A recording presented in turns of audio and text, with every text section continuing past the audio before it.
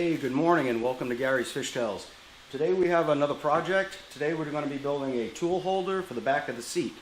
Normally my tools, they're on the deck, they're flying around. When you go to move, you got to pick them up, put them in the storage bin, get out, you're going to need them again, you bring them on the deck, you kick them around. Kind of gets old after a while, and if you forget them and you hit a wave, they come flying at you. So we're going to make a tool holder for the back of this seat. You can do this for any seat, you're just going to have to modify it a little bit for your seat. For my tool holder, I want specific tools. I kind of got too many here, but hey, you can never have enough. So one thing I always want is my fish grips. I fish salt and fresh. Even in fresh, you get a northern pike or something, fish grips come in real handy, real quick. You don't have to go digging in the locker for them. A knife, always.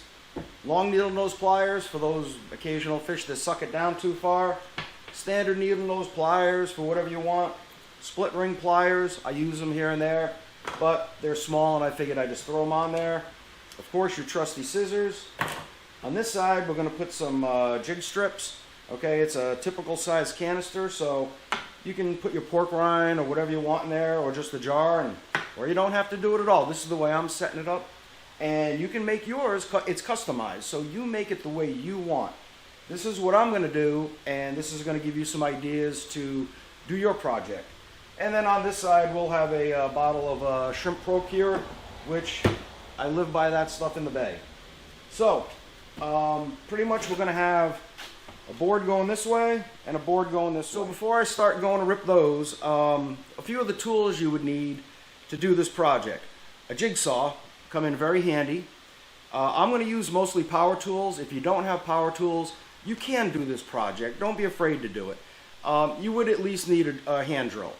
But I'm going to use a hole saw for this, and then I will use a little sanding disc because my hole saw is just not big enough, and I'll just trim the edge with that. All these cutouts, I'm going to be using a router, so I'm going to punch through, and then I will route the squares out. The edges, I'm going to trim off with a jigsaw, and that's about it. So I have my two pieces cut. I cut one at 16 inches, which is going to fit perfect here.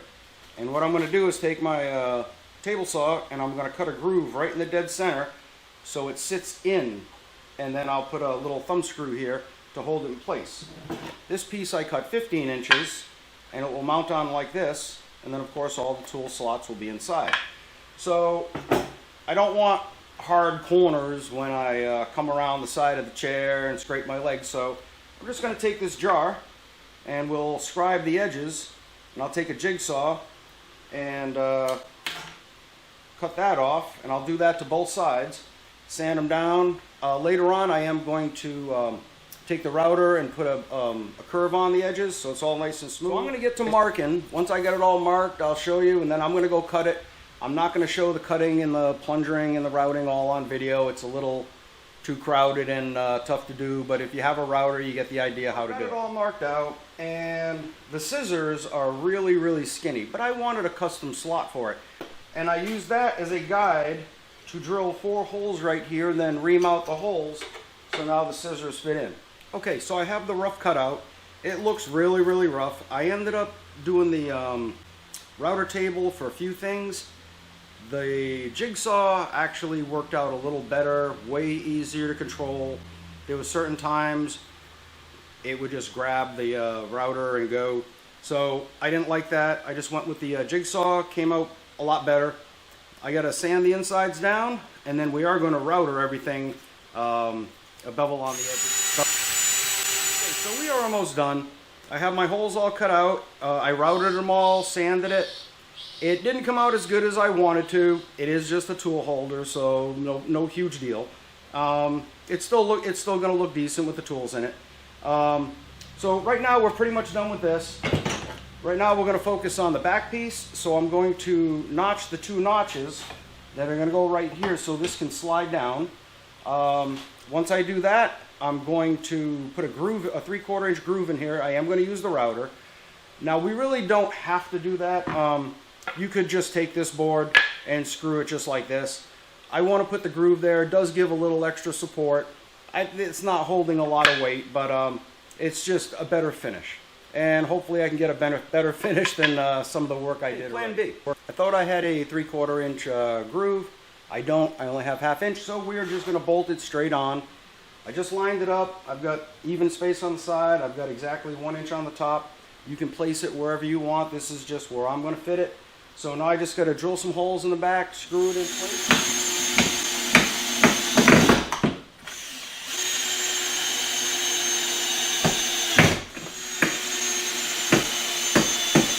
I've got it mounted. What I'm going to do is I'm going to drill 2 little 8/32 holes in here, and that way it's threaded. I can just quick release it. Nothing's permanent. These are little 3/4 inch. You'll have to mount it to your seat any way you see fit. And after that, we have one last thing, and that's to put a couple of bungees on so our pliers don't fly out if I'm hitting waves. The seat's in the front. If your seat's in the back, you don't need to do that. If you have a slow boat and you're in a electric only lake, you're not hitting waves, hey, if this stuff's not going to fly, there's no need to put bungees on it. I hit a lot of big waves out in the bay, and I just don't need a pair of pliers coming flying at my face at 40 miles an hour. I'm using a drill tap, so it's got the threads in it. Just drill it right in. They work great, so let me get this done.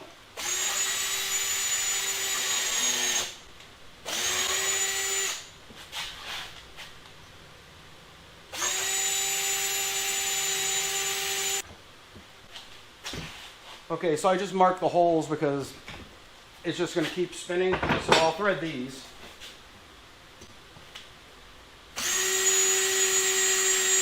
And I'll go back and I'll thread the back side of these.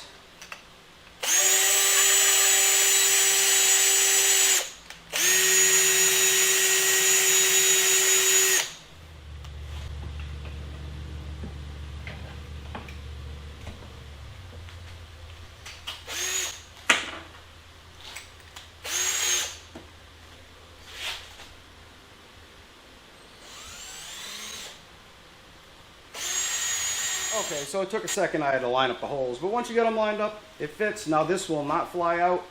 When the seat's up, it wouldn't have flown out anyways, but when you're traveling, you put your seat down. So this is nice and secure. We put the bungees in. Okay, all I'm doing is here just drilling a hole. I got the right size bit, so when you fold this over, it fits in nice and snug. Shove it in, and then we'll get the length and tie a knot on the end. And from an old kayak, I had these little, they're actually bungee buttons. You would take your paddle and put it around and catch on these. I had taken them off the old kayak, and when I got rid of it, they never went back on, so I'm going to use these as catches for the front.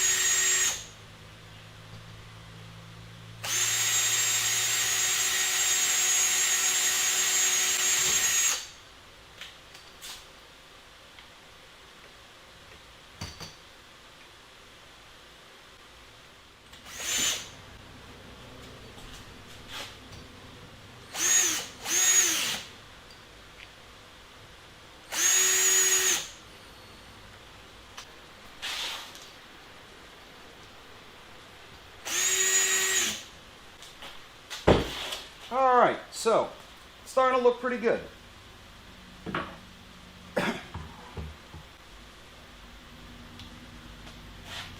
we got our bungees tied, and I'm just finishing up. I'm going to put the little Velcro straps that I found, and so put those on. I'll just give them a little trim.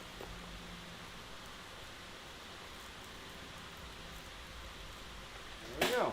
So now we just take the Velcro strap up over. And now your tools won't fly out you at 40 miles an hour. So for the grippers, they come with a bungee cord. I just put a little knot in to get a little tighter, and then slide that over there. The scissors I'm really not worried about. They fit in there nice and snug. They're not going anywhere.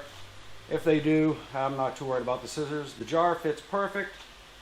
And then the last thing is the knife.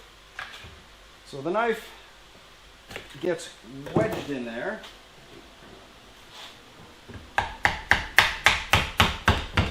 Anyways, the knife, it does fit nice and snug in there. It won't pop out. The Procure, it fits actually snug. Not too worried about it, but I also don't want it falling out the bottom. So I'm going to take these two small bungees, these two small Velcro straps, and I'm gonna screw it on the bottom right there. So that's all I have. Final product done. I ended up putting 2 straps under here. I could have gotten away with 1 after I started screwing it on, but I crisscrossed them. 2's better than 1. So load it up.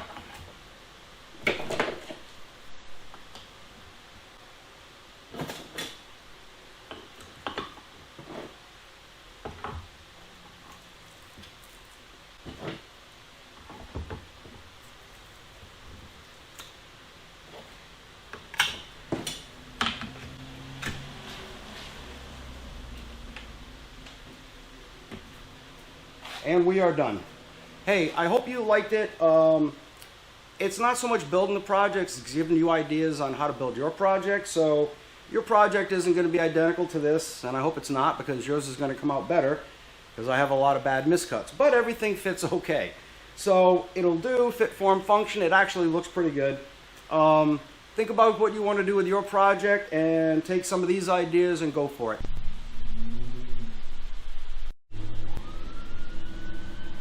So here's the final outcome close up.